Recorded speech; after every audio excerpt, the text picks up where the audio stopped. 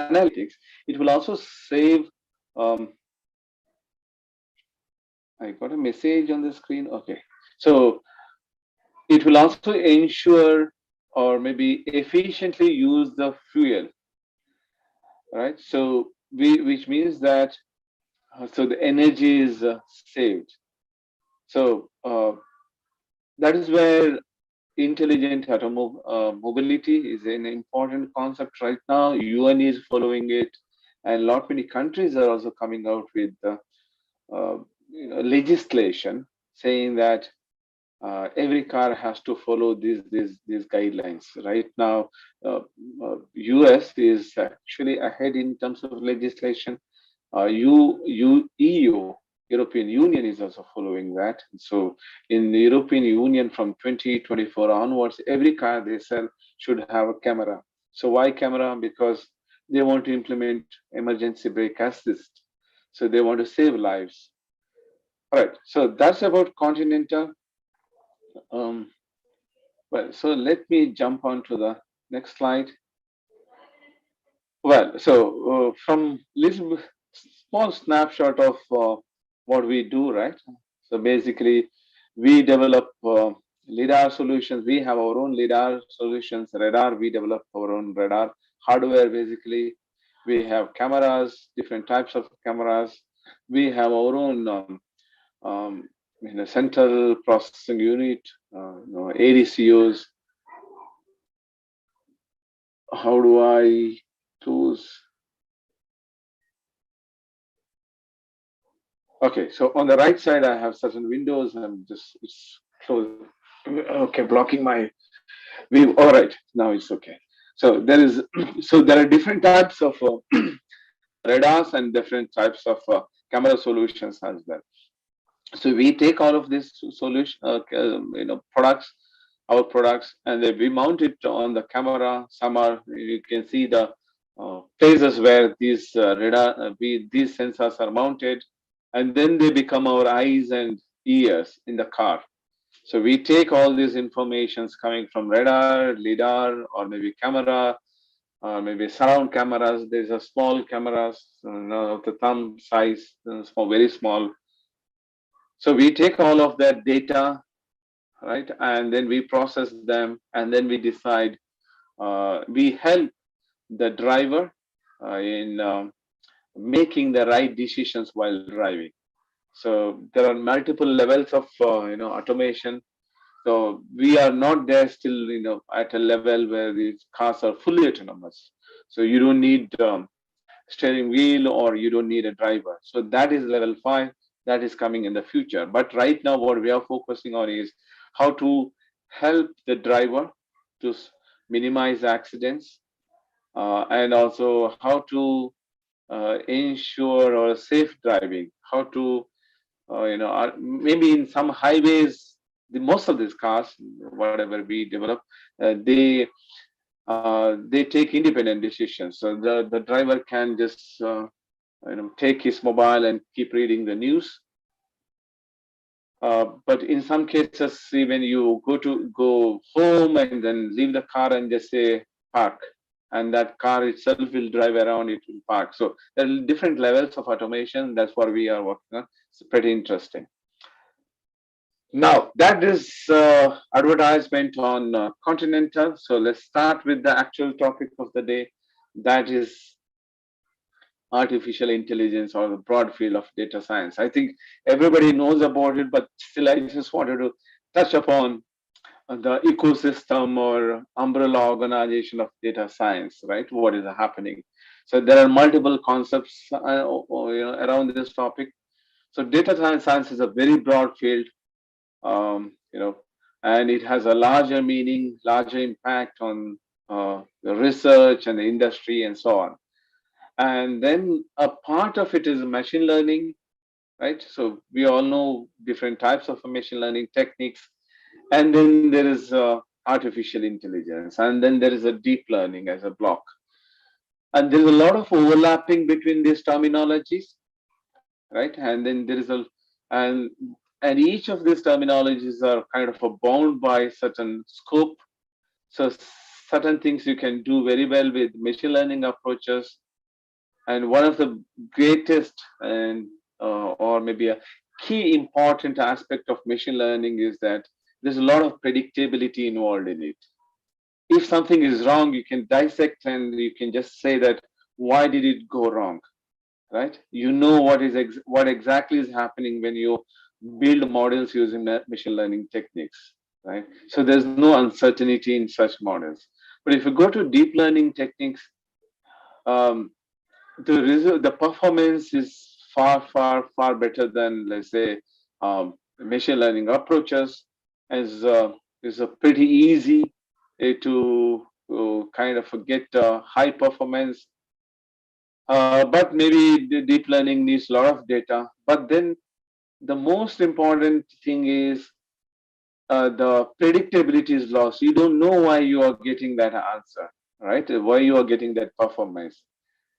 And then there is a lot of uncertainty involved in it, and that sometimes it can be a safety critical issue as well. Now, let's assume that um, we train a robot to some heart surgery, right? And the performance is 99%, let's say 99.9%. And then there is always that is 0.01% error, but you don't know why it is 0.1%, 0.1%, and that can lead to catastrophic issues sometimes. So you cannot really fix it in because the models are kind of a black box nowadays, right? So that's where certain people are even working on it. There are certain standards are also coming in because increasingly lot many products are coming in the market which are using deep learning techniques. But then products or solutions like safety critical, maybe in healthcare sector, or maybe let's say in autonomous driving, where the any failure can lead to a death or an accident. That is where the guidelines are important, and that's where a lot many new standards are coming in to kind of control or maybe safeguard the end users, right? Now, in 2014, there was an article published, and you can see the title of here, Tech 2015.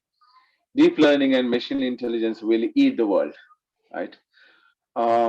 Bit of metaphor, maybe a lot of adjectives here, but this was a kind of a intent those days, right? So saying that I mean, those days deep learning was really catching up, and it even started a bit earlier.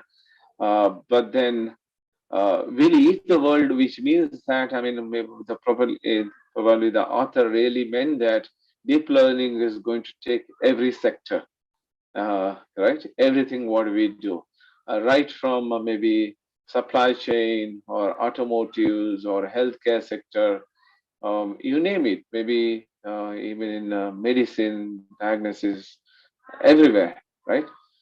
So that was the intent, but I mean, it also indicates that there is a lot of interest in these topics, right, from all those stakeholders because of the capability, what it can achieve, how it can improve the living quality, or maybe how it can improve or empower the people who are not really kind of maybe not getting the real benefit of science.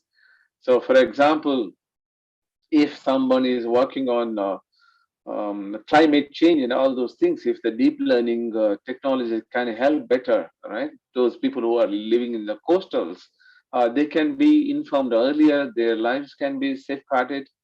So applications are huge. Many of the think tanks predicted that deep learning can change the world. To some extent, that statement is true, right? So machine learning or deep learning is really eating into the eating the world in a just rather different way. So you can see some of the uh, images here. I mean, a quite famous one. So if anybody knows these things, you can unmute and tell me what exactly it is. So anyone, you can unmute yourself and you can tell me what do you recognize out of it. Deep Blue and Caspro chess tournament. All right. So so this one, 2-1. Second row, first block, first button is basically there's Deep Blue and Gary Kasparov. Okay, there are three more. So that was in 1996, 97, right? And this one was IBM Watson with competitors in the sense. Okay, you are very close. Yeah, that's right. Okay. Okay, then two more. Anyone? A bit of information is already there in the picture. Okay, so let me tell you. The last block is AlphaGo. You can see here, right? There's an AlphaGo is playing against one of the most famous Go player from Korea. So he's playing against Lee Sedol, and AlphaGo is basically developed by Google, and it beat Lee Sedol, and that was a very famous match. It was there in the news everywhere on that particular day. And what you see here is the first row, second image, and that is Project Debater. You can just see here, right? So that's Project Debater. Is again IBM. You can see here, this IBM developed a Project Debater. So we'll just go through the pictures, sorry, videos. Maybe I'll just quickly want to share my videos and just see what exactly it is. And it's important to understand some of this. At least let's see, look at the first one, that is a Jeopardy competition. IBM Watson is playing against Ken and Brad. These two are pretty good players on this arena, and they are pitted against Watson, and Watson beat them handsomely, right? So let me just share that video for a while.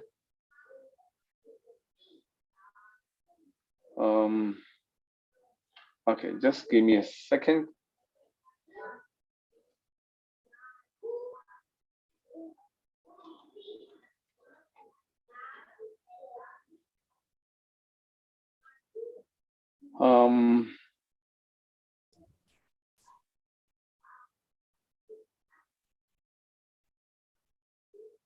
Just a second, and just let me start with Jeopardy.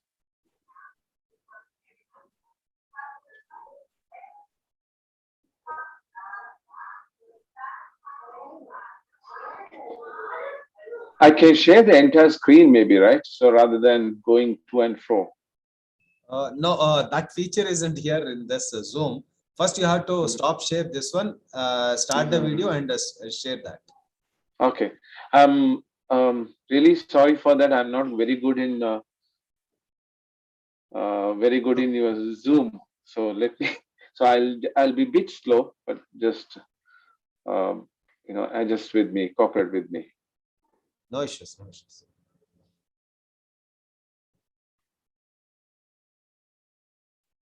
All right. So I have the video.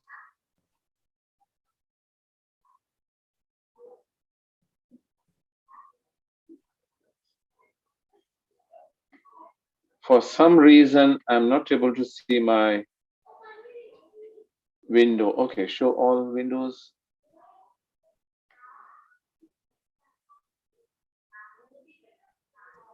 Okay.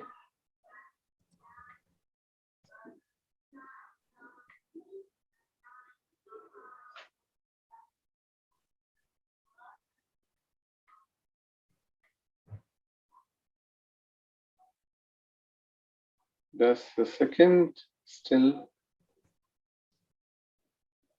For whatever reason, I'm not able to see my sorry to movies interrupt. window.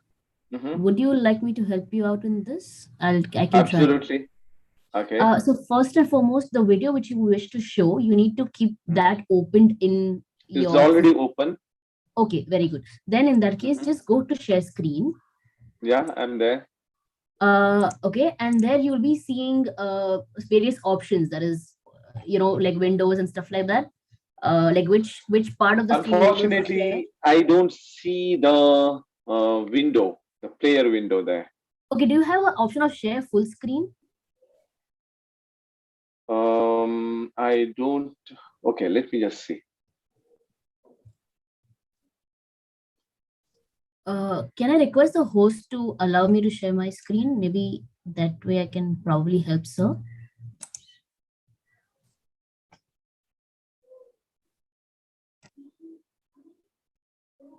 Okay. So, so sir, when you go for share Hmm. screen, there'll be those windows open, like literally. I mean, okay, even I don't have the option of sharing my full screen because of which I cannot show you my screen. But all I can say is that there'll be something called like a whiteboard and other tabs which is opened in your system, right? Absolutely, I see all of that. So But even your video, is it in VLC format or how is it? is the Microsoft window player? So it might be like that in that box only, na? So you can just click on that. Um, Unfortunately, despite multiple attempts, I'm not able to see the player. Okay, now it's come. Okay, So now, yeah. okay, before clicking on that, just share in that white box, you'll see share sound and Hmm. optimize for video clip, Yeah, right? yeah, yes. Those two options you can see. So, Yeah, Now June, it's perfect. few perfect. blocks You from can where go I'm ahead. so standing. Thank you. all right. Yeah, yep. So for some reason, I didn't get that window in that share window. All right. So I just opened a project debater. So what I just want to show you is, um, let me just move a bit. All right, is the competition between Natarajan. He's one of the eminent, debaters, and the project debater. So just let's listen into them for a while, and also it's important to understand in what state some of the technologies are. The arguments made. Finally, we move on to round three, and that's a closing round in which they make a 2-minute closing statement, sort of a summary. Now, we need you not only to applaud and keep the energy up, but to participate as the judges of this debate. We are going to ask you to vote before and after the arguments to tell us where you stand on this position and to tell us whether you were persuaded or not by one side or the other. So you're going to be asked first your position on the resolution. After the debate, you'll be asked. The debater actually has a gender. She will be arguing.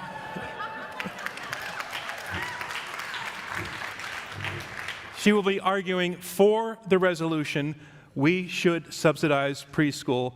Ladies and gentlemen, here we go, Project Debater. Greetings, Harish. I have heard you hold the world record in debate competition wins against humans. But I suspect you've never debated a machine. Welcome to the future. I will argue that we should subsidize preschools. We are going to talk about financial issues, but not only about them. In the current status quo, we accept that the question of subsidies goes beyond money and touches on social, political, and moral issues. When we subsidize preschools and the like, we are making good use of government money because they carry benefits for society as a whole. It is our duty to support them. Subsidies are an important policy instrument. They provide governments with the means through which to pursue industrial development and ensure the livelihoods of their citizens. There are two issues. So let me pause it here. Project debater and Natarajan both were given 15 minutes to prepare, right? So the topic was given only 15 minutes before the event. So they had 15 minutes to prepare. So both of them didn't know what is the topic. So it's not, the project debater is not really reading from some pre-written content, etc. So it is synthesizing the content and it is talking about it. So of course it has to look for information everywhere and then do a lot of analysis, analytics on that, and just like the way humans we do, right? So and then based on that is talking. And if you have listened to the project debater carefully, he's picking a lot of facts, figures, and also making a coherent argument with all those evidences. Just listen to two more lines to understand what whether it sounds very natural or not. Issues I will elaborate on now. I will start by explaining why preschool is an important investment. I will also say a few words about poverty. And I will end by discussing some other issues that show the positive aspects of preschools. Regarding investment, nature-based preschools are powerful interpretive programs as well as lucrative business decisions. As I mentioned, preschool is an important investment. For decades, research has demonstrated that high-quality preschool is one of the best investments of public dollars, resulting in children who fare better on tests and have more successful lives than those without the same access. Secondly, a few words about poverty. While I cannot experience poverty directly and have no complaints concerning my own standards of living, I still have the following to share. Regarding poverty, subsidizing preschool. And I want to point this out. Both debaters were given 50. Arts and literacy, math, and science through 4th and 5th grade. I hope I relayed the message that we should subsidize preschools. You will possibly hear my opponent talk today about different priorities and subsidies. He might say that subsidies are needed, but not for preschools. I would like to ask you, Mr. Natarajan, if you agree in principle, why don't we examine the evidence and the data and decide accordingly? Thank you for listening. Okay, so and the debate goes on. Let me just stop and then share my screen again. All right, so that was a project debater, right? We will discuss about it later on. And there's a video on Watson as well. You can go to YouTube and you can check it out how well it works. And it in this particular competition, Watson really beat these guys, and these guys did not stand any chance. IBM is one of the organizations, companies, and which is investing a lot on AI related technologies, and they have a great collaboration with the MIT, Stanford, Carnegie, you name it. So they get the best talent from them, and then they continue this agenda. So, which means that literally the AI has taken over some of the topics, at least in some narrow domains. They are really, really good, and we cannot beat them. So the best of the best players like Gary Kasparov couldn't beat Deep Blue, and then AlphaGo. Lee did not stand any chance against AlphaGo, right? So, which means that AI is far ahead, or maybe in some of the topics, they are ahead of us, right? So this is what you see here. The Gary Kasparov's match, right? So Deep Blue won. In 1996, actually, Gary Kasparov was ahead, and 1997 in the rematch, Deep Blue won. And a lot many videos also exist. You can go through that. You can understand the Gary Kasparov's take on how he played against the machine, right? That was in 1997. So still, the AI or maybe the machine learning techniques were not so much a state of the art, maybe compared to today. So I don't think today anybody can play against a machine and win, particularly in chess or maybe in other games. So what you see on the screen is basic here is some artwork, right? So on the left, what you see is some human generated artwork, and that is given as a style to a network called as GANs. So GANs, and so this is on the A is a style, and then what you see here is a small window. That was some picture, some again a human generated picture, then what you see here on the screen, the B is the machine generated one, and it's impossible to say that these pictures B, C, and D, sorry, B, C, and D, the bigger ones, not the smaller ones. The bigger pictures B, C, D are sound so modern, right? And I'm sure if I give these pictures to you, and you won't be able to say that these are generated from machines. So, so we have reached a stage where even machines can paint. You give a style and you tell them this is a style what I want, and this is some reference, and you generate a picture. And how does it do it? It intuitively kind of figures it out, the way how to generate, paint a new picture based on these themes, right? So, I mean, you can refer that. That's from a paper called the Gatsby, and it's very one of the good papers. You can go through that. And on the right hand side, you can also see such an generated pictures, right? So look at this monkey. Is it is it a real picture or is it a generated one? These are basically generated one. Look at the detail. Look at the face and the eyes and the the details of the hair. I'm sure it is really difficult to kind of categorize it as a maybe a machine generated one, because the quality is so high. So and again, there are a lot many other pictures. So basically, these are coming from DeepMind models, London-based organization which is acquired by Google, and now the DeepMind is a part of Google's organization. So, so again, as I said, in a narrow task of painting or maybe in any other sectors, machines are far ahead, and that's really beautiful to see that, right? And basically, they are crossing they are crossing the limits of human capabilities. Now, there's another picture over here. Uh, a picture, I mean, a snapshot, a sample was given to a network which can translate or give a meaning to that picture. So a person is playing a guitar. The system said, the deep machine based model said, man in black shirt is playing a guitar. Absolutely correct statement, isn't it? And then a construction worker on orange safety vest is working on road. That's also correct.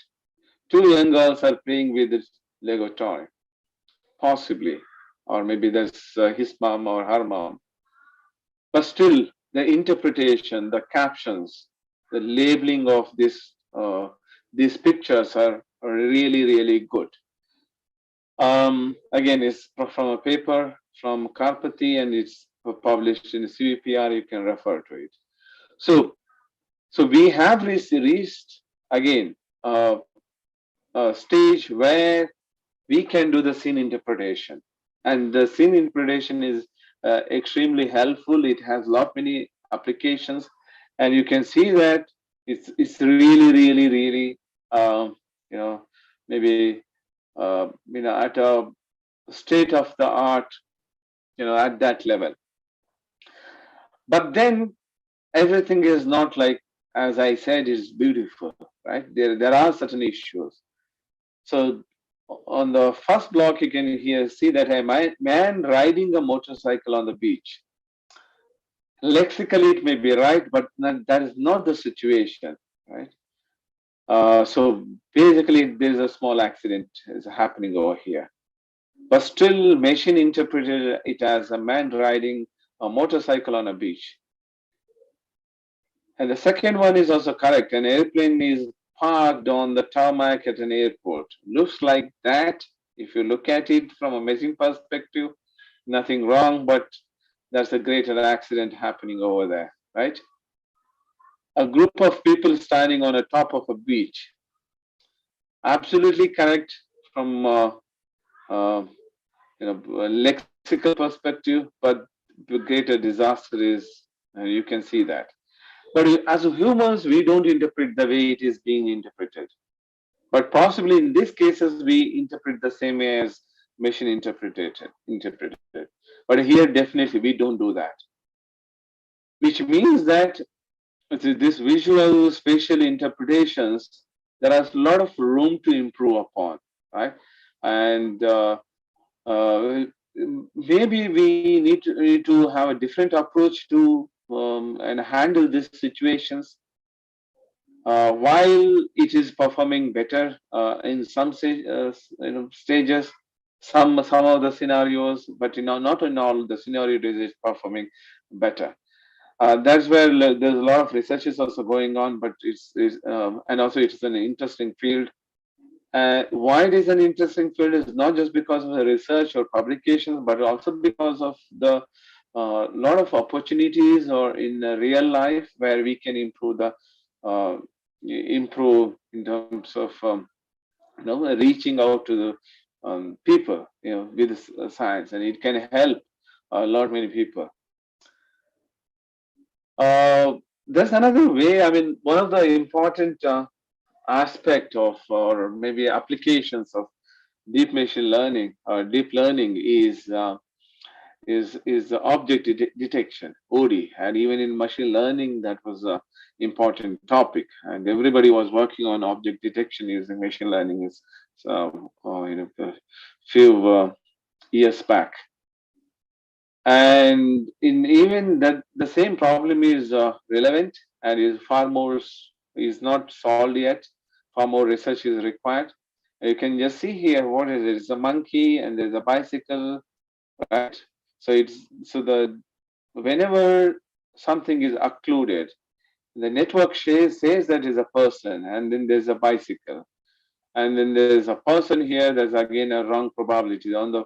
So you can see a bounding box here, and then there is a percentage of the confidence. So it's a 0.4%. It is a person.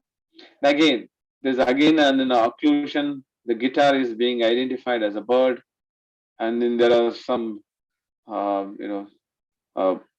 two positives, false positives, and then there are two positives here, right? There are certain the objects are being missed in detection, and then there are certain wrong detections as well, right? It's happening quite often. And there's a famous art. There's Merritt Oppenheim. He painted it of. Uh, well, that was a modern art from 1936, and this picture was given to in a network, deep learning network, and while testing, it said that it's a teddy bear. Why? Because it has a fur on it. So anything has a fur on it, maybe deep learning model categorized it as a teddy bear, right? So that's how it learned.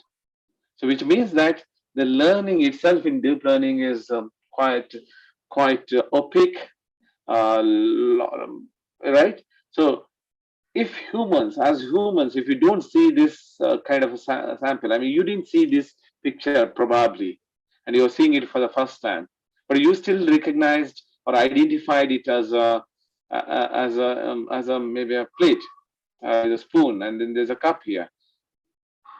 But there is a challenge in making deep learning machines learn these things like the way humans do it, right? So let's look into that. But I just want to throw some of these challenges what we are facing, because each of these challenges are research areas for us to pursue. And they are extremely important extremely important for us to solve these things, because it has a wider impact everywhere in theoretical research and also in industrial applications. I'm sure many of you know about ImageNet. ImageNet is a database which has 14 million images in it. And most of the researchers who were is working on deep learning, first tend to use this or maybe use these samples and build models. So, any one of you have used ImageNet? You can say yes. Unmute yourself and tell me yes. Nobody? Not at, I guess. Okay. All right. So it's a famous database, and if you are developing or if you are an enthusiast, you should be using this database. All right. So you can go to Google and type about it, and you will get this. And you can download the database and you can use it in your applications. Now, why am I talking about it? Okay. Probably, I think I missed a picture. Okay. Oh, well, now, so ImageNet. ImageNet is a bigger database, and it was performing very well. And deep learning also came into the front because of certain competition, certain experimentation happened with ImageNet, and some of the researchers they came up with a better network, and then the deep machine learning or deep learning also started coming into the front because someone achieved a high level of performance using deep learning. The neural networks basically they devised neural network rather differently, and then that led to a lot of advances in unsupervised learning. And meanwhile, a group of researchers from MIT formed a database or created a database of 50,000 test images. These images are only for testing, not for training. And how does that look like? So it looks like this. So on the right hand side, ignore the first column. First column is certain chair pictures from ImageNet database. So what do you see on the right hand side? 3, 4, 5 columns. Basically, they are the chairs in the real world. So some are like opaque, tilted, fallen, different orientations, different perspectives, etc. But they are all chairs. So they crowdsourced collection of this data. The MIT guys, they came up with an app and they gave it to different people and said that capture the pictures and then label them as a chair. And that is how they could collect some 50,000 samples. And then there was study. The best of the best image networks, digital networks, were trained on the ImageNet. They were given ObjectNet samples for testing, and it was observed that there was a 40 to 45% performance drop, right? So the ImageNet models tested with the ObjectNet samples, all of a sudden the performance dropped.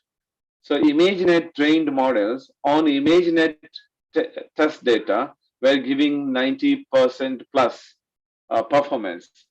But with this data, which is like real world data, different orientation of tables, different colors, different models, now all of those data sets at different perspectives, light conditions, all of a sudden the performance dropped, degraded. So the superstar models did not perform really well with ObjectNet, and that's how the world is. So in the real world, you don't get the kind of a same samples, the standard samples. The real world is much more complicated. That's how we, as humans, we work. Now, if what is this on the screen? Can you recognize this? Anyone? Unmute yourself and tell me. Any dinosaurs fans? Anybody knows what is this? Name it. Not T-Rex, that is for sure. Yes, T-Rex was, yeah, everybody knows T-Rex because of Jurassic Park. But in the same Jurassic Park, you can also see this. It's Stegosaurus. All right. So you can see it in that particular movie. So now, if I tell you that this is Stegosaurus, and I give you these three samples, and I ask you what is this? Now tell me what exactly is this? Of course, you will say that it's a dog, right? It's not a Stegosaurus. But can a deep learning model recognize this or classify this as a dog or a Stegosaurus? Because 95% of the body features here looks like maybe possibly like a Stegosaurus, only the face, right? But then if you look at the back, there are some people over there standing there, and then there's a leash around the dog's neck. So these things add a lot of meaning to it, and then possibly because of this context, because of the scene itself, you will quickly say that this is not a dinosaur, this is a dog. I give you only three samples here, right? So only three samples were given. Despite these three samples, you were able to quickly, without even knowing what is the name of this creature on the first one, you could say that this is a dog because you have seen a dog, you know about it, and no, none of you could identify this. But still, you said that that is not. This is definitely not Stegosaurus. That's the beauty of humans because we have so many neurons in our brain, so many billions of connections, and each of these connections has one bit weight, but still, as we are extremely powerful, our brain is extremely powerful, and it can distinguish between a dog and some unknown creatures. But you can also say that even if you don't know the name of it, you can just say that okay, this is still a dinosaurus. And somebody said, okay, as Dr. Herman said, that definitely it is not T-Rex, right? That exactly is the kind of analysis we are doing in our brain, right? We know something, but we are positioning it against it, saying that this is not that, right? You are negating a class. Now, can the deep machine learning, you give these three samples to it, and can it detect or classify like this? It cannot. It needs a lot of samples, right? Everybody says that now machine learning or even deep machine learning for that matter needs a lot of data. It requires a lot of data to train. Um, in real world, you don't get the data. That's a challenge. In real world, you have to struggle a lot to get such data because real world is not labeled. You get lot many permutations and combinations. Whether you are driving, or maybe whether if you want to detect, let's say, some shopping mall, you want to detect some shirts or people identification, face recognition or whatever it is, right? So it is extremely difficult to get the data because it's also costly to collect the data, right? So collecting such variations, there's a lot of permutations and combinations. So creating the data itself is one of the research area that's being followed. There are different types of techniques out there in the place, and if you are interested, you can follow it, right? Um, and the far bigger question is that can you train a model with still three samples? And is it possible? Right now, everybody says that if you want to train a table, you need few millions of samples. And that they say that they should be really good, quality should be good. They should be unique samples, right? They should not be the others. The second sample should not be the replica of the first one. The second sample should have a less redundancy compare with respect to the first one, which means that the second sample should be almost orthogonal. That means that you have a lot many unique samples, but you don't get that. So now the question is, with the three samples, can you train? And that is for you to explore And that's where this science is also, research is also looking at it. Most of our research is focused on how do we improve the performance of our models, right? And that's where. So how do I get 99.9% accuracy for a given task using deep learning models? So that is one area of research, everybody is focusing on. The moment you reach that level for a particular task, you are in elite category. You can have one medal on your chest saying that I got 99% using my technique for that particular task with this many training data and this many number of test data. I trained a model with this particular architecture and I got 99, right? Then everybody will look at it. Yes, that's important. That is very good. At the same time, what is more important is also look at the adversarial impact on these machine learning models. Let's say that you trained a model to detect or maybe classify an ostrich as an ostrich, right? But now what I'll do is that I'll do some simple pixel level manipulations. If you know image processing, if you have worked on image processing, and then you know how to do pixel level manipulations. And I touch upon those, pixels, I change certain values. If I look at it, it still looks like a ostrich. So on the left side, you are seeing a ostrich picture which is not manipulated, and the model detects it as an ostrich. I just do small manipulations on the pixel, but still it looks like an ostrich. But then when I give it to the machine, it says that it is something else. It is a shoe shop, vacuum, safe, some other classification has happened.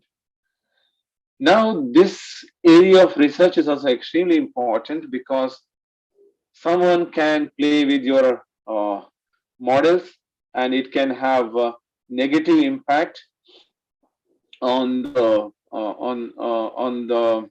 performance in a real time, or maybe even hackers can use it and they can do some they can launch an attack on AI based system. And it is also an important area of research. This guy Pin Yu Chen from IBM, he is he's one of the I wouldn't say pioneers because a lot many people are working on it. At least lot many publications and articles and content is available on adversarial AI from him. So AI models can be corrupted and your AI model can be undermined, and it is important to look into these areas as well to protect our own models. It's not always the performance which matters. It's also um, protecting your models from models from adversarial attacks. So you can see here on the screen, there is a person, there is a bird here, but that bird is not a bird. He is a human. Now, why did that bird? Why that person has been identified as a bird? Because he's wearing a T-shirt. But we as humans will never say that this object is a bird, right? That is a human. That is how we classify. So one person is identified with 99% as a person. The other one is identified as a bird with 98%. So this is how. So let's assume that you have a face recognition system, and some people are allowed to get inside the door.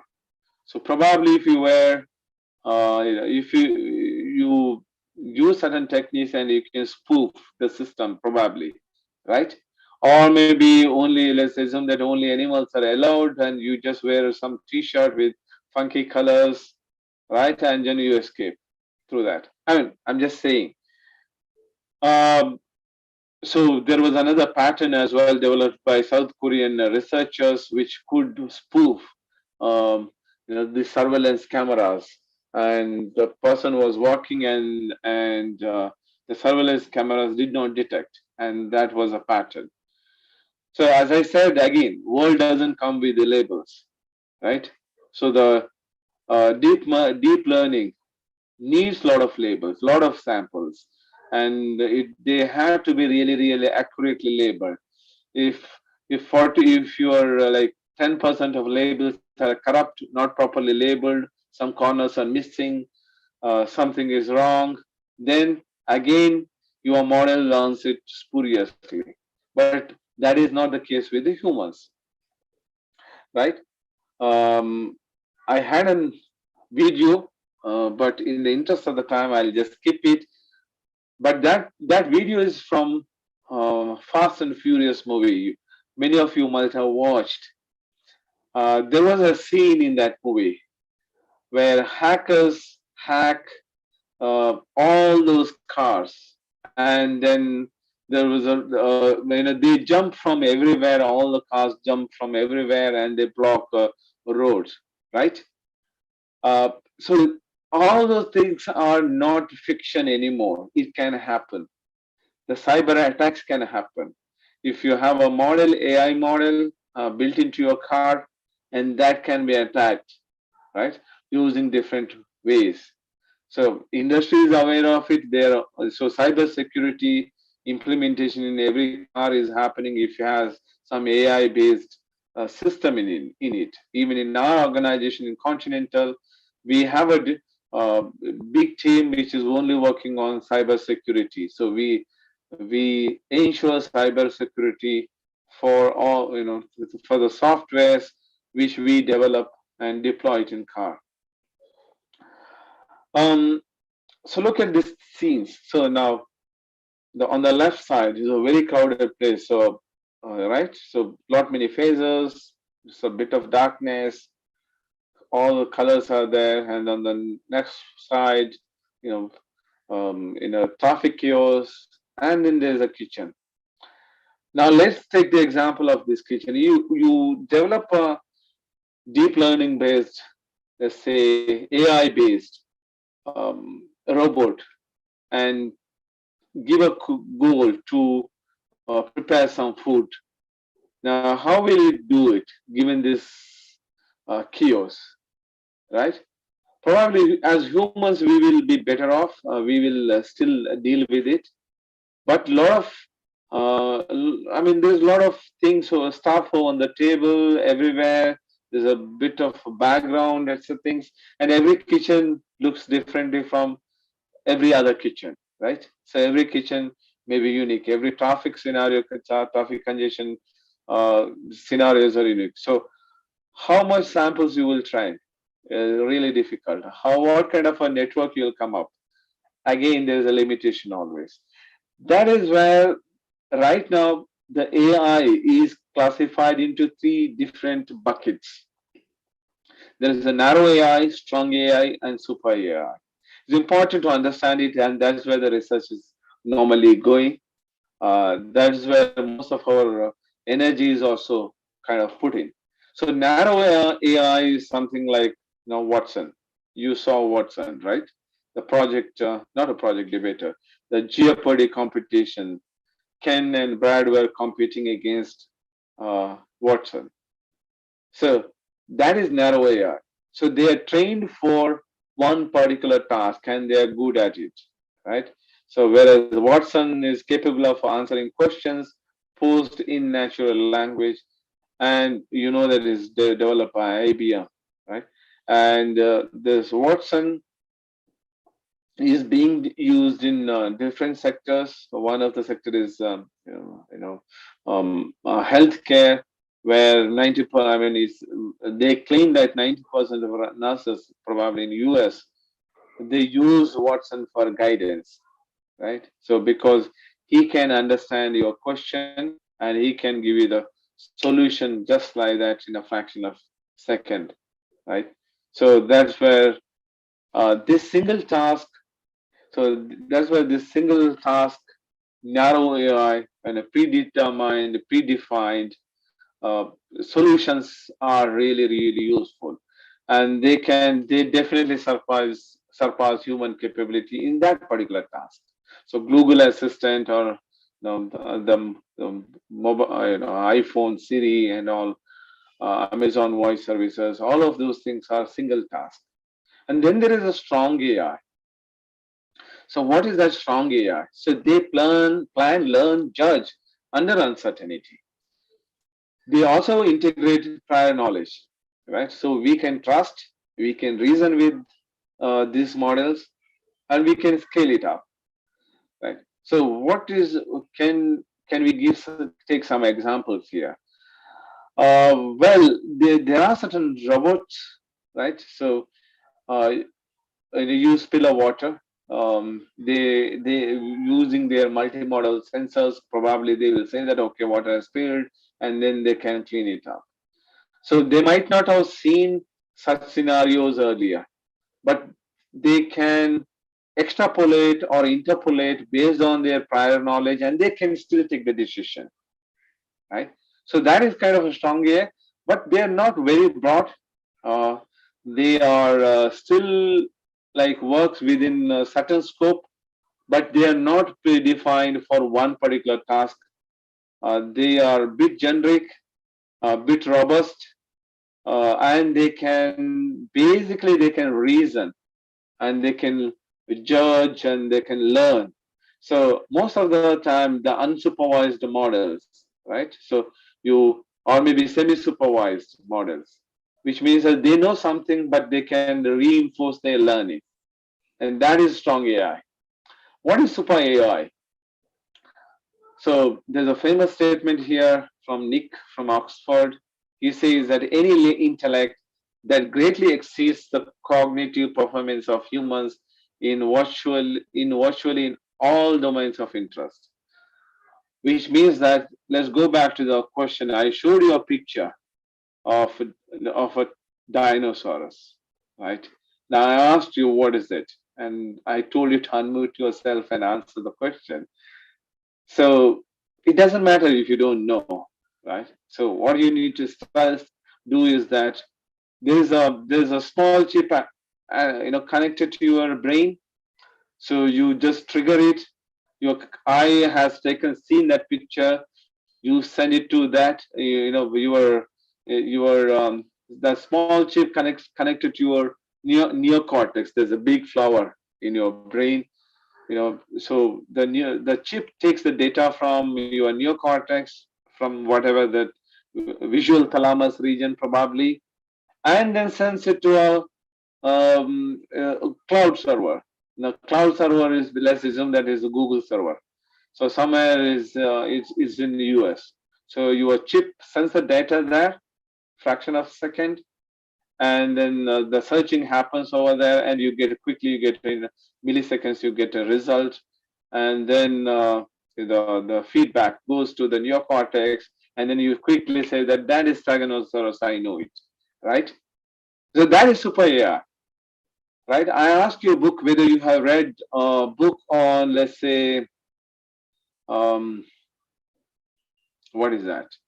Emotional intelligence, right? Um, and what will you say? Okay, so you will take some time, maybe then I okay, now maybe you will take that information again, the data goes back, and then you download the PDF, and then the PDF, all this content comes into your brain, and the neocortex quickly processes all that thing.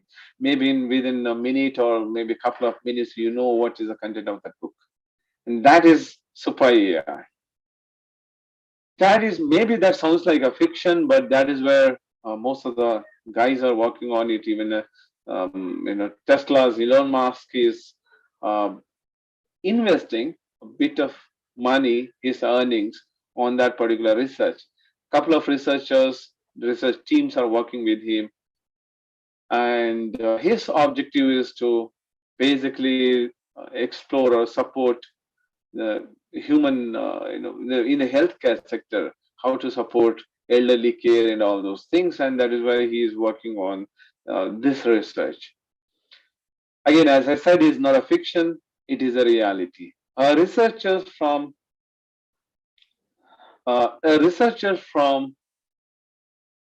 um, MIT. Yes, they're from MIT. Yes, okay. So her name is Leslie, and she is from MIT professor. She's doing some interesting research. Before I jump into fluid intelligence, I just want to talk about it. So I have 10 minutes. How many minutes? 10 minutes more. So let me just quickly go through it. So what is she doing? She is working on a robot, and what does it do? You give a goal saying that get out of the room, or go out of the room in a very sweet way. So robot is in the room and you're giving a goal or telling the robot to go out of the room. But the room is full of chairs. The way is blocked by chairs. And you have not trained the robot. It's a robot. It can learn on its own way. But you have not trained the robot to go out of the room. It's a new thing. So it's just like the kids learn, right? So first kids, they try to hold on to something, and it falls down, and again they hold on to something. Now after that they learn to pour water from maybe one glass to another glass. They make a lot of mistakes, and after that they calibrate their hand to eye coordination, and then they just pour. The motor neurons become stronger with all the learning, and they just learn to do it efficient. Exactly the same way Leslie is training that particular robot. But every time she gives a new task, it learns. There was an interesting situation. She told the robot to go out, and she didn't know what to expect. There were two chairs on the way. It moved one chair aside, and then it took the second chair and it took it and it carried it, and it went out of the room, right? Which means that now the machines are learning the way humans learn, or as we grow up we learn, and we learn every time, right, with the new things. So that is leading to somewhere into super intelligence. Of course, there's no cloud and all those internet connections, etc. With the 5G, anything can happen. No, that area of research is called as a fluid intelligence. So how do we combine different forms of knowledge coming from different sources? And also, how do we unpack some kind of causal relationship? That means if I do this, what is the impact of that, right? So how do we link and unpack that capability?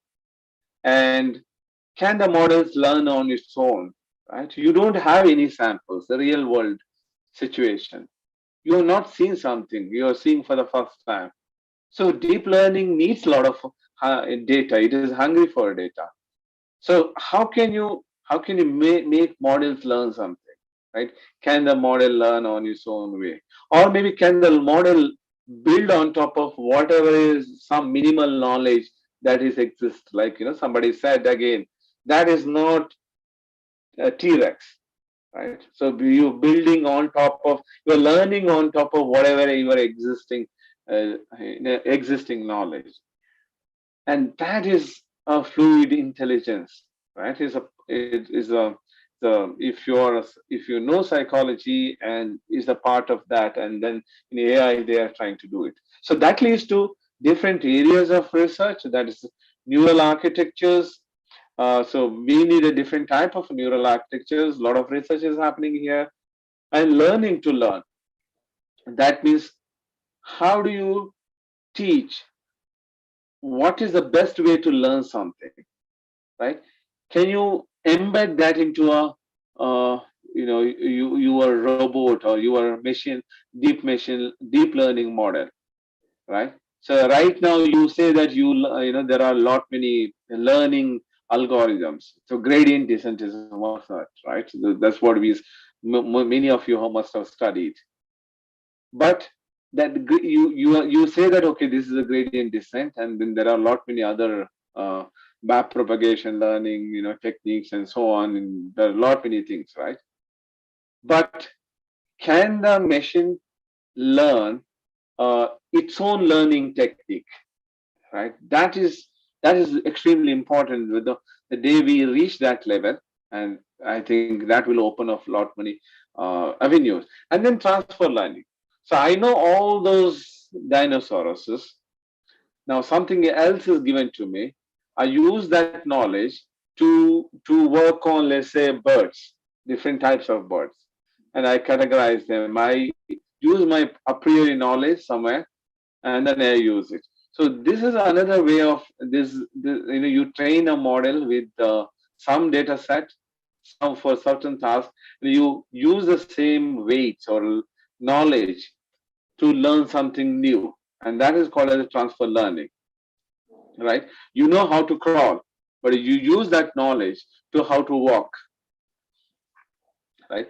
And then there are three other important areas of research. There's neurosymbolic AI, where we combine deep learning models with reasoning, and this is one of the upcoming areas. And IBM is heavily working on it. Even MIT has a lab where a lot many researchers are working on different areas of neurosymbolic, and that's extremely important as we work on, like, build models or robots which learn on its own way.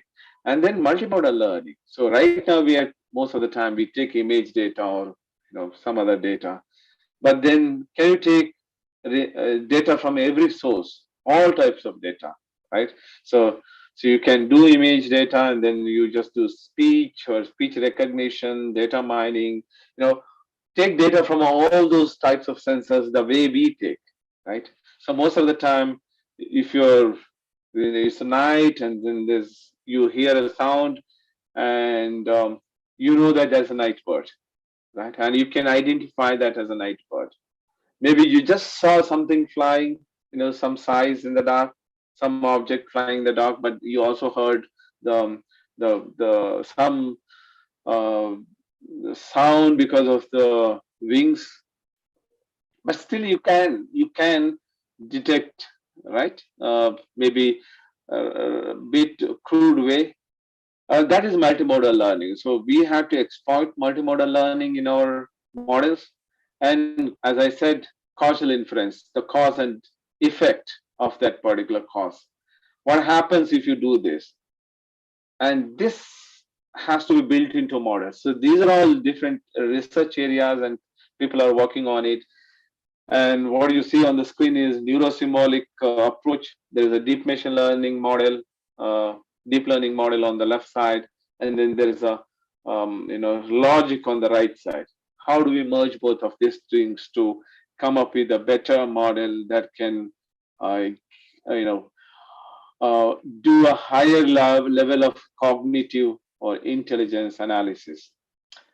I just take 5 more minutes to talk about the business impact, maybe. Hope that is okay. I'll Go quickly ahead. go through because, No yeah, issues, sir. No issues. Carry on. yeah. As I said, the AI is not eating into the world as of now, but definitely AI is changing the world, right? Um, Again, most of the time, again, as I said in the beginning, that the the focus, or whenever we do research, we also should know where is the industry or where is the business going, in which direction it's going. And whenever we choose a topic, we need to latch onto those topics unless you are really passionate about some kind of a theoretical work, because of course everything is interconnected. But most of the time, if you're if you are with a kind of a bias, not really a bias, or intent to reach out to people or help society, right? Then you have to get into the topics which has massive outreach to the people. So here is a chart, so which talks about the funding uh, on AI in US dollars. So 2000 onwards to 2021. So how many years? 10 years. So 0.67 to 38 billion US dollars. Such a massive money is being invested on AI topics, right? I think is the 2021 data is only for the first 2 quarters, but Q3 and Q4 are not available. I'm sure it's looking at the amount of investment here. That must be around at least 45 or 50 billion US dollars. So which means that there's a lot of money is being pumped or invested on AI research, which also means that the applications are increasing. Every other solution which you may be using are basically coming out of it. And you can just see some of the topics here. Autonomous vehicles. This is one area where a lot of money is being pumped into. Drug R&D, AI processors for consumer electronics, or maybe for different sectors, or even for, let's say, automotive sector. Artificial intelligence for IT operations, revenue cycle management for hospitals. There are a lot many unicorns also. 1 billion, the company who is valued beyond 1 billion, or a startup which is valued beyond 1 billion USD. There are a lot many data annotation companies, cybersecurity, sales, CRM platform, and enterprise search. Why am I talking about it? Because what are the avenues for research? What are the people thinking about, or maybe think tanks or investors are thinking about companies? So they invest in money where they can make a lot of more money, right? So that is where you can see it. And in 20 here on the screen, you can just see the companies which are basically into AI. Most of these companies are startups where people have invested. These are like out of 6,000 companies, top 100 companies have been selected who are really into AI-based solution development. And I don't want to go each of these things, but I just want to give you some snapshot of some of the companies where even you or maybe even me could have done something. So, but that is the power of AI. So a company called as Caption Health is working on high quality ultrasound examinations. So if you have ultrasound scanner, now it is kind of a democratized. These systems are very kind of cheap because when produced under a mass production, now you don't have to be an expert to do the scanning, your own scanning. So basically, only the trained people can do the scanning. So now what you can basically do is that if you have an ultrasound scanner, you just scan it, and your app in your mobile phone will tell you how to do the better scanning, right? So it simplifies healthcare, and there's a lot of investment is happening in this healthcare area, right? So somebody, if you are interested, someone can really take up this kind of a problems and come up with even better solutions. And there is another company called as a Prospera. They are working on a problem for the agriculture sector. If a leaf, or say if a plant is infected, what they do is that they go to that particular plant, that particular leaf, or that part of that particular plant, and then they decide, using AI analytics, they decide what is the best medicine, or maybe a chemical to cure that, or maybe what is the necessary action that need to be taken, right? So they don't just so what is the benefit of it? So you don't, if you are into agriculture, massive industrial production, so you don't have to pour chemicals everywhere, right? So all you need to do is do a selective treatment of that particular disease, or treat particular leaf, and then take the necessary action. So you are protecting the ecosystem, the earth, the soil, and thereby ensuring that you are feeding the world in a rather better way, right? So the Prospera is working on it. I'm sure this is not a new topic. Not many people have done lot many publications on these topics. Lot many people have done lot many theses on it. But then somewhere industrial, turning that idea into nice solution is also extremely important. And then there is another one, Drishti. Drishti is from Bangalore. I think is an Indian company. They are working on again AI-based video traceability and analytics, basically for industrial manufacturing plants. They are providing intelligent solutions based on AI, deep learning based techniques to handle the assembly lines better, to ensure that there is a productivity at the end of every assembly line. And there was another interesting one, DeepMap. Uh, Again, DeepMap is recently been acquired last year by NVIDIA. It was a startup and NVIDIA acquired it. So DeepMap, they developed AI-based solutions to map the world, basically. They have multiple levels of high definition maps. So the GPS maybe one layer, second layer maybe camera based, the map solutions. Third one maybe radar based. Fourth layer maybe lidar based. So they build a lot of redundancy. Redundancy is important in maps, right? If GPS doesn't work, you have camera based data or maps information. And then on top of the, if it is like a night scenario, GPS not working, camera is not working, you have radar information. So radar maps. So these things are really important in autonomous driving, or maybe in aerospace. I'm not sure whether these maps are really useful in aerospace, but definitely while landing it can be useful. But there may be other sectors, right, for mobility. So that's where DeepMap is focusing on up-to-date high-definition maps. There's another very interesting one. I like this so much. This company called as Jupiter. What are they doing?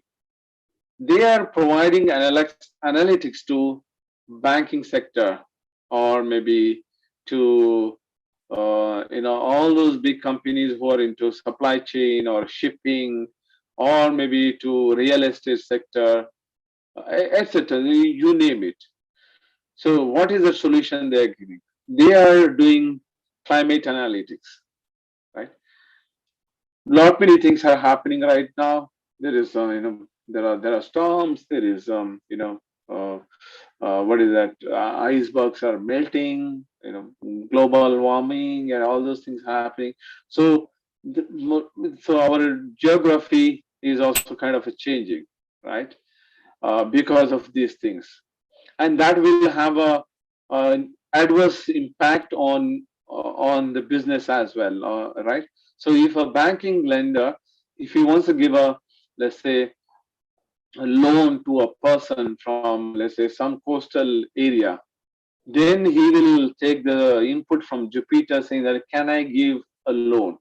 Then the Jupiter says that, analytics, they say that, okay, so that area is going to be submerged by 2028, right? So then the lender is highly unlikely to give the loan to them.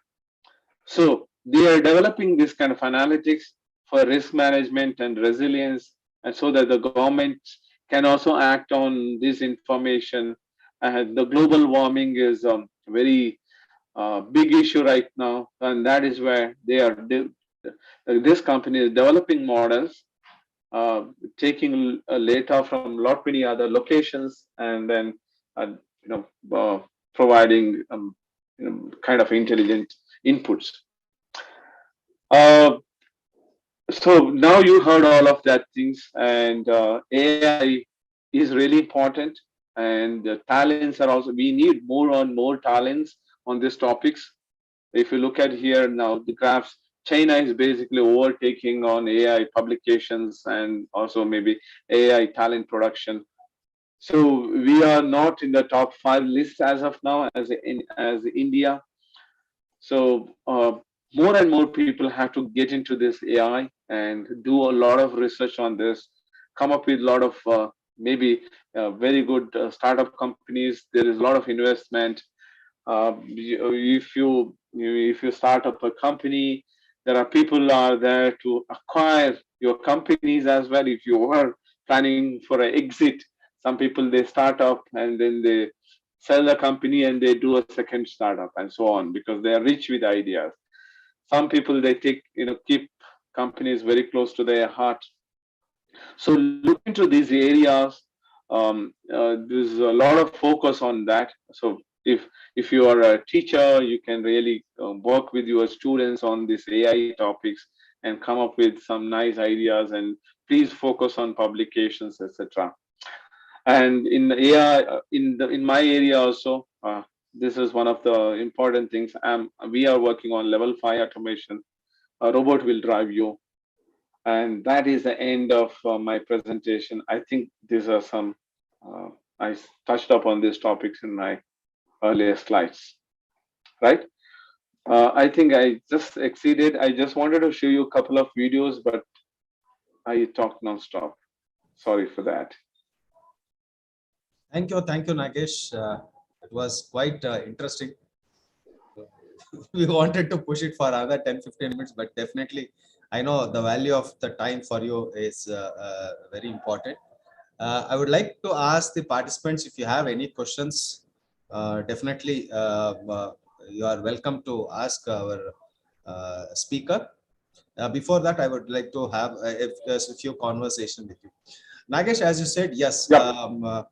there are few questions like why India is lagging behind in this research, but definitely if I just give me 1 second, I'll just show you. There is what we call it as anybody who is interested. NASCOM has got what we call it as a deep tech club. So here it nurtures young researchers, especially in what we call it as AI and deep learning. So there are some companies which have won very good accolades across the world, and in fact they have touched upon every aspect of what we call it as life, whether it's agriculture domain. I mean to say that there have been various domains where you have these type of startups coming up. Definitely, I would say, yeah, would say that it's a golden time, it's a golden period for startups, basically, but provided you have a very genuine problem to be solved. Definitely, the opportunities are plenty.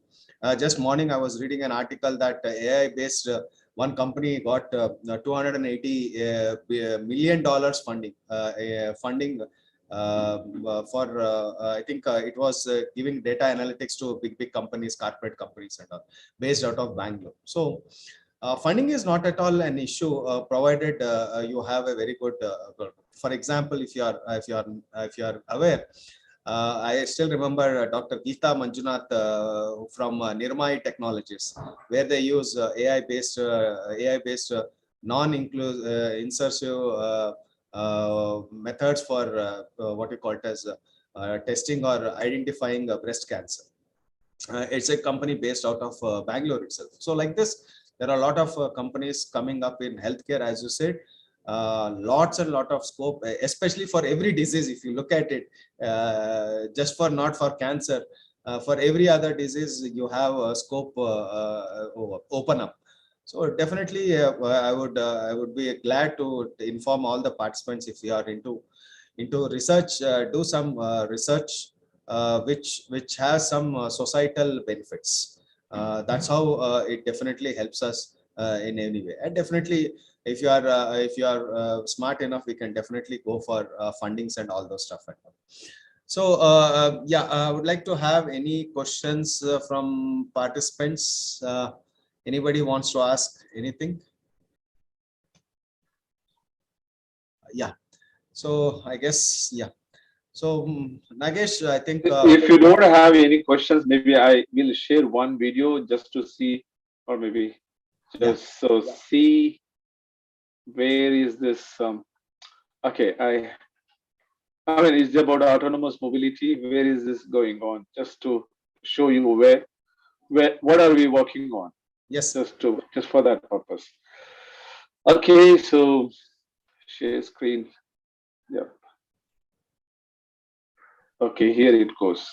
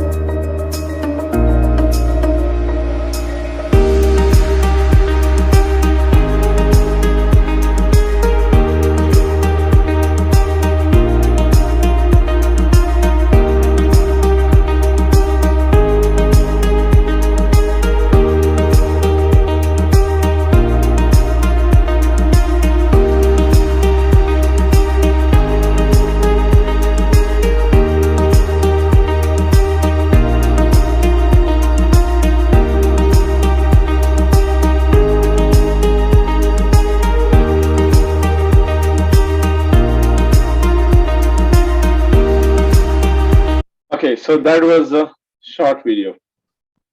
So that's what the deep machine or deep learning models can do in the future.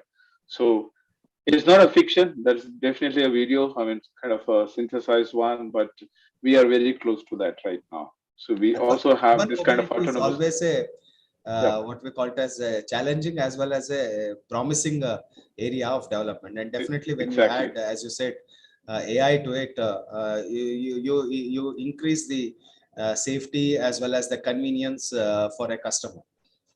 Definitely, Yep. it's a long. It's not in future. I would say we are lucky to be based in Bangalore, where you have the opportunity to see some of the technology in real world, in the senses in the day-to-day life activities. Also, we come across a lot of activities, a lot of experimentations on a daily basis. So definitely, Sure. it would like. So, Nagesh sir, Yep. as a budding researcher, okay, I Hmm. would like to ask Hmm. you, as a budding researcher, what aspects do you think he should be focusing on when before he gets on into a research of AI or AI based any of the problems? Okay, so you are asking me that, okay, somebody who is very new, Yeah. how should he start into AI, right? So what is the starting point? Yes, sir. Um, I would definitely say that the first point is again, um, basic kind of the resource material reading. There's a very standard one if you're knowing about Andrew Yang, and he is a kind of a leading figure in AI, and so that lectures are a good starting point, and you don't need to really know a lot of linear algebra or mathematics or calculus and all those stuff. Basically, that is, if you know it is really good, but if you know have a high school mathematics knowledge, that is a good starting point for you to get into AI or machine learning or even deep learning. So that is a mathematics expectation. And then you go through his learning materials, And then after that, I think you also need to look at what is happening in some of those famous labs. Like, look at what IBM is doing, what Stanford is doing, or what MIT is doing. Why should we look at them? Because it is said that most of the time, like at least in Asia, we are focused on incremental research, right? So what we do is that, okay, what someone else has done, let's take their paper, just do a small modification and publish it. So the incremental research will not take us to make us to take a big leap. What we need to do is that we need to take that big leap. That's where we need to come up with really push the boundary of the knowledge, and that's where most of these universities and the labs are doing. They are into that. So the moment we refer what exactly they are doing, what are those researchers are working on, what are the problems, and when you have that literacy, a literary understanding, kind of after doing all that literature review of all the research activities which is happening in some of these famous labs, then you decide, okay, what is that interesting to me, and where can I excel given my knowledge and take up that problem. And that's how I look at it. Of course, reading is always continuous. Looking at the papers is always important. But again, we should know which paper to refer, because lot many content is available like IEEE or Science Direct if you go there. But I'm saying that 90% or 99% of those papers are incremental research. I don't say they don't have a value, but they will not really help you. They will only, if you know what is, gobu manchuri, you can add some spice and some more around it, and you can have another tasty food. But as in India, we should change that. We should go for some giant leaps.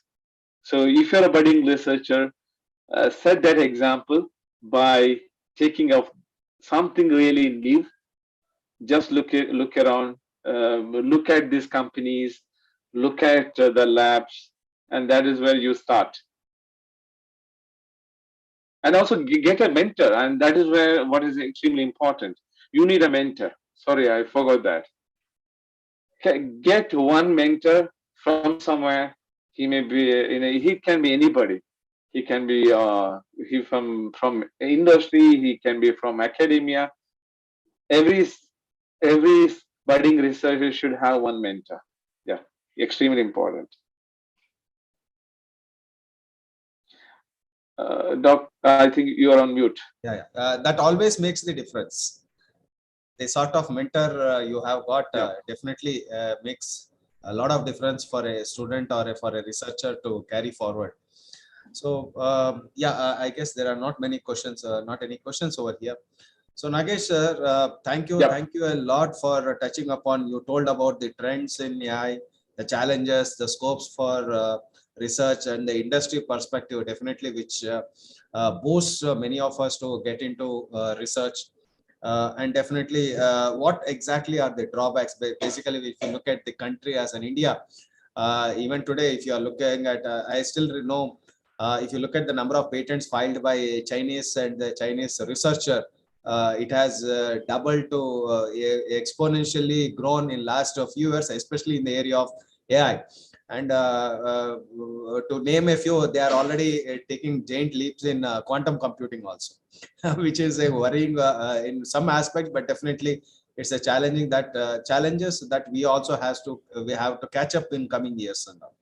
So thank you very much, Nagesh sir, for taking your valuable time and giving us a broader picture of all these aspects. I would like to ask Ramesh Babu sir, can you just give your final comments on that? Are you able to catch up, Ramesh sir? Yeah, Professor Hemant. Dr. Nagesh, okay, your talk was really very good. It's eye-opening for all the researchers and all the faculty members to leapfrog in research. There are a lot of opportunities, and you gave an insight about where are the openings, how to do research. Okay, really, we want to think beyond AI. There are a lot of other technology coming up. As last yesterday we were discussing about okay, AI may be outdated, and there are a lot of other new technology coming up. So we have to gear up and make sure that we have to carry out a active research. Okay, as you told, incremental research. Okay, we have to come out of that comfort zone. Okay, we have to look into that active research where we have to benchmark ourselves with MIT, Stanford, and Oxford University research, and tie up with industry collaboration to see that there will be better work on these technology. So thank you very much. Okay, it was very impressive talk, and thank you very much for your time and accepting our invitation and educate us. Thank you. Thank you. Yeah, Thank you, from my Ramesh. side as well. Thanks a lot for all those, I mean, discussions, and also thanks for the invitation. Really appreciate. Yeah, I should Thank you. thank Ramesh sir for introducing Nagesh sir to us. Definitely, yeah, it's always a pride that students from Mysore University have always has been set a benchmark, especially in research. We are very proud of you, Nagesh sir, that you are an alumni Thank of you. University of Mysore. Thank you, Ramesh sir, and all the participants. We will be having the second session today at 2 o'clock. Please kindly join on time. Nagesh sir, thank you very much. It's Thank nice you. talking, listening to you. We should have many more interactions in future. Thank you very much, sir. Sure. Thank you very Thank you. much. Thanks a lot. Thank you. Participants, please fill up Bye. the attendance sheet. Another 5 minutes, I'll just close the window. Okay. Thank you, Nagesh sir. Thanks a lot, and enjoy the next sessions. Good day.